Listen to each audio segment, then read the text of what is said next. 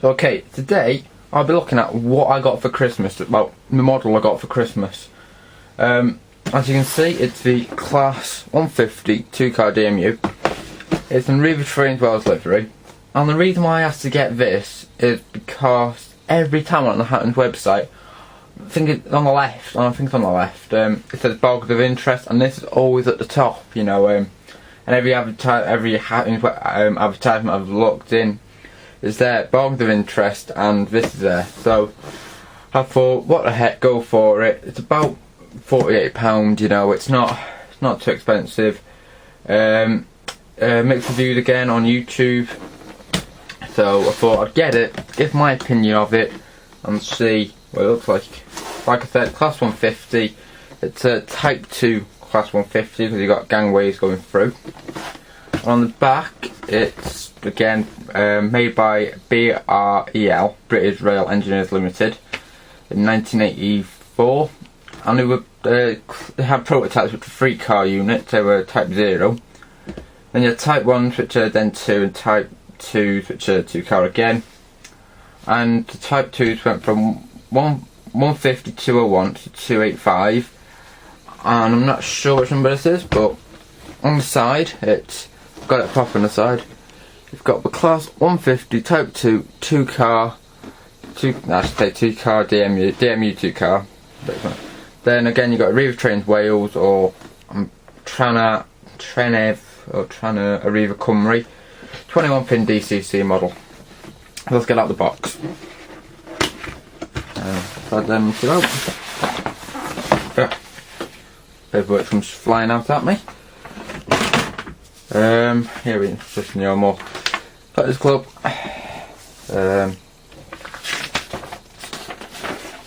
That's the normal have to care for your logo. What are these?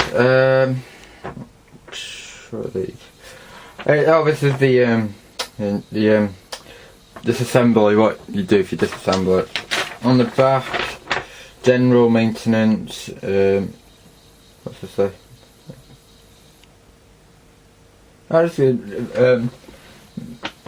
Model requires running for approximately 1 hour in each direction. Oh, that's good, because I normally do it for half an hour in each direction. At moderate low speed to allow the train gear to bed and move. And it's not suitable for track second radius, and I think I've got a second. So body removal, control of lights with DCC. Hint for best results on DCC. So as you can tell, you've got it's all DCC there. And if you put these on a scale now, it would all of a sudden do that. Because that end is heavy and that's very light. So that must be a motor end. So I'll have a look at the non-motorised end first.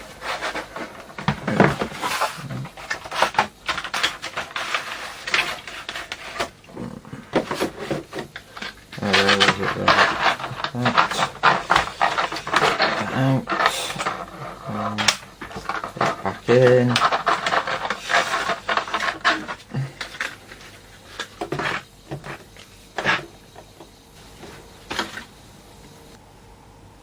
So that is now the unmotorised end out the box. I'm just put the motorised end up there for now, you know. And first thing first, all I can say is wow. A lot of detail there, you know. And the number of this unit is 150-256, and no, I said it hasn't had a bargain. It is. That is like a super bargain. That is, whoa. Like inside, you can see all the individual seats. You know, let's see that glare off the light. I bet see that. Got that. You've got. Even just by the dirt, looks like no drinks trolley got November. It's like amazing. Get a proper gangway door. Oh, that is. This is amazing. You got on the front. It's going to Shrewsbury. This end, you know. There, Shrewsbury. And I want even on the undercarriage, you've got all the detail. You've got you got the electrics box. You've got like where the diesel would go. It's like you ain't got like on the side. You've got your doors. I've got a door there. See that? Focus. You've got your light which illuminates to open the doors when the train stops.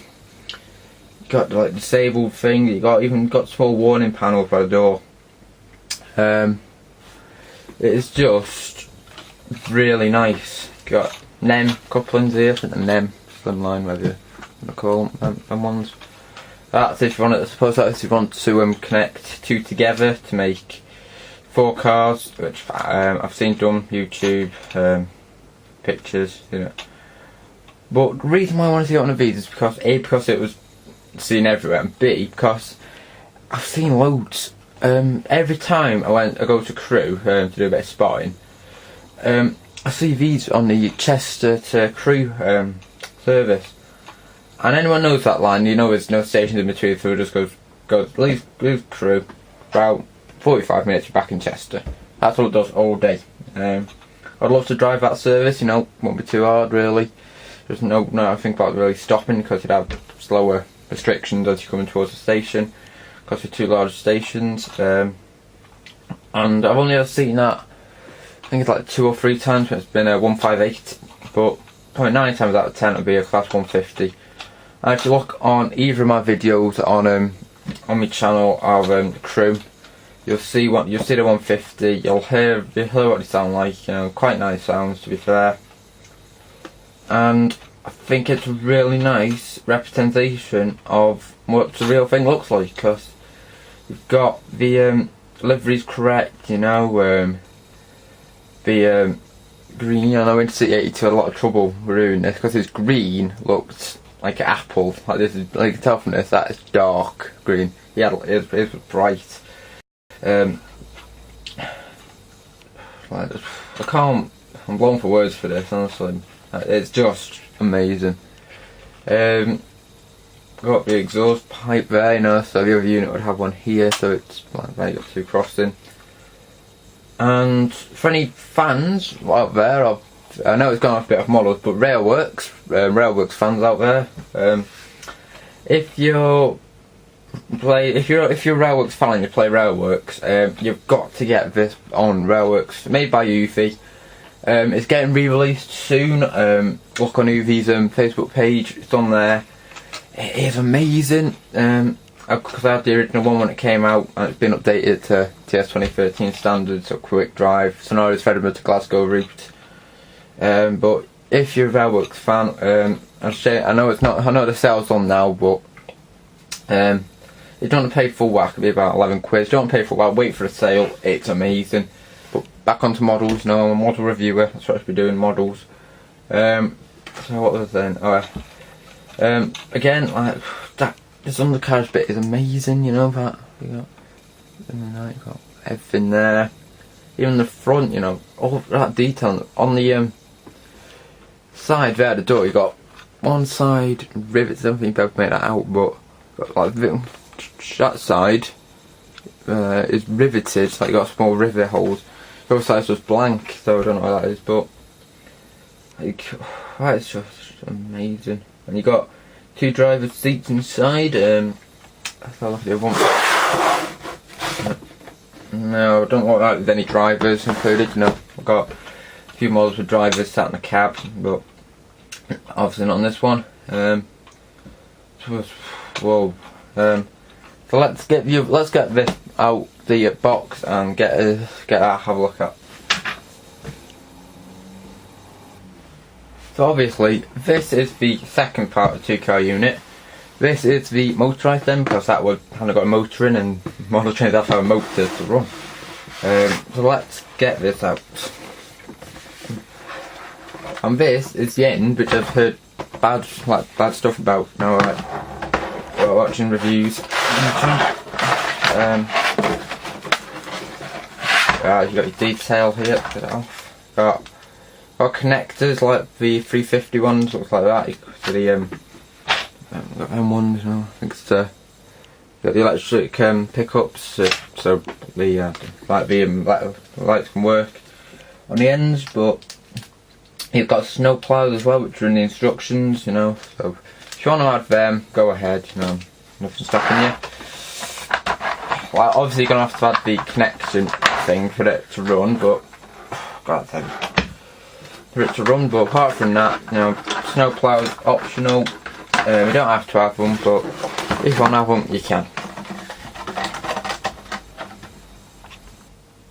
So like I said, this is the motorised end, just purely because of the sheer weight of it.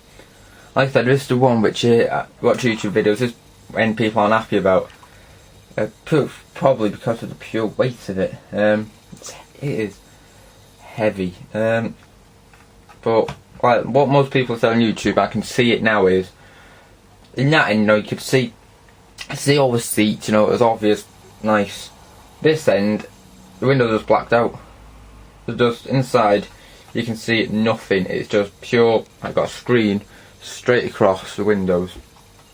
So obviously that's going to be where most of the motor is, because you feel it at one end. You don't feel the weight differ.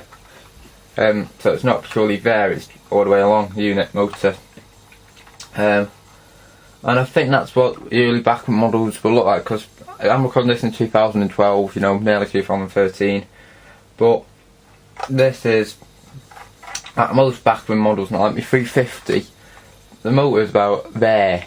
Like, not anything else, just there really. But this, because the all ended, because you got them tyres are motorised, them, well I should say actually, shouldn't I, bogie actually. That bogey's motorised, that bogey's motorised. The other thing, I get a lot of power out of the unit, but apart from the blacked out windows, it's very high detailed as well. Like the other end, the unmotorised end, or I've seen some Bachmann models, the slave end, I've seen some models called that, and like I said, very high detail model, very good for the money.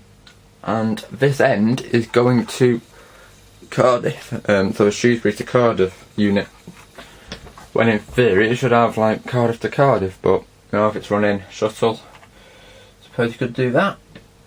And again, just very nice detail. You know, like under here again, you've got your electric box, your fuel pumps, you've got slimline couplings, and that's the horns there. I just noticed that. You can see them. Like I just got to figure them out. Just there, you've got two horns. You got on your end. And you've got on your end as well. You got horn. Where the horn would sound from. That's got that there. That is. Sorry about that. Got a cold coming on. Again, you got the one side riveted on the doors. You've got again exhaust there. So like that. Just the detail of this model is just mind blowing. It's like the £48. It's not. I wasn't expecting much for £48. It was like I was expecting railroad range, to be honest with you. I was expecting something, you know, just 2 units, no seating, just plain. Not a very good motor. Well, the weight of it's gonna be a good motor. That's what I was expecting, but apart from for £48, it's amazing. It's just like, it's just, I'm not saying much, but it's pure mind blowing. Like, I can't get me, like, the detail of it. I know I mentioned a lot, but the detail's just amazing. Just wait for a little jump cut there, and I got disturbed again. But like I was saying, very highly detailed, you know. Just a shame about them windows, you know. It would have been nice if the motor was just kept to one end, or just in the centre, and the electronics were hid behind the panel here. Would have been nice to see that, but let's see how it performs before I criticise on that part. Now let's get the electronic, I'll call it electronic, the coupling between the 2 units put together. So let's do that. So here is the connection rod between the 2 units. Same again as the Class 350 one, but this one you only get one. You know, in the back, and the 350 you got like 1 or 2 spare. So let's have a look at how we put these in. Could slot them into there. That seems really tight. Okay, push them in.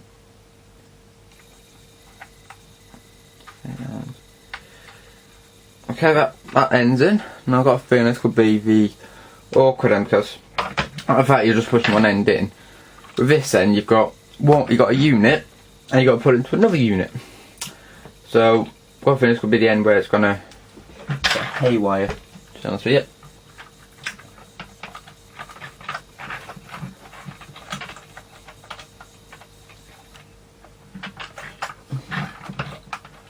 This is really hard.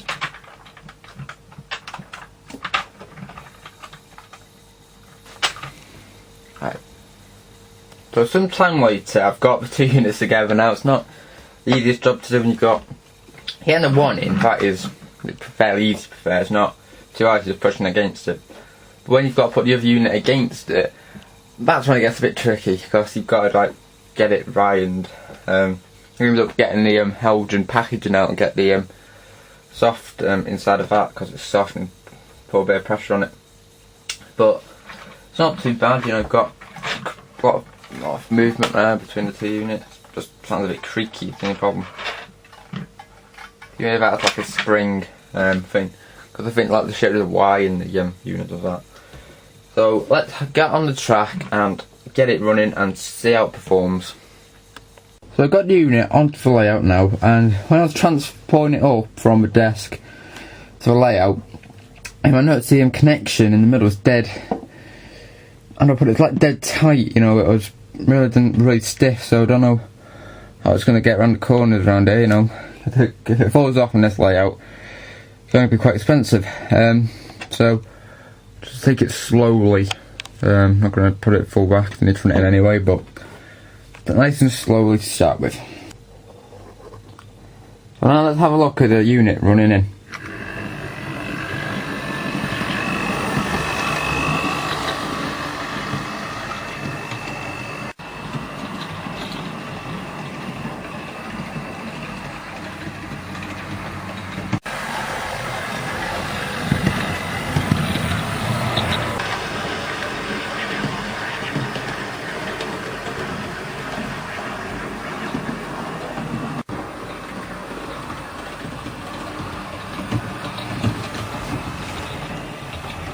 So that was the unit running in.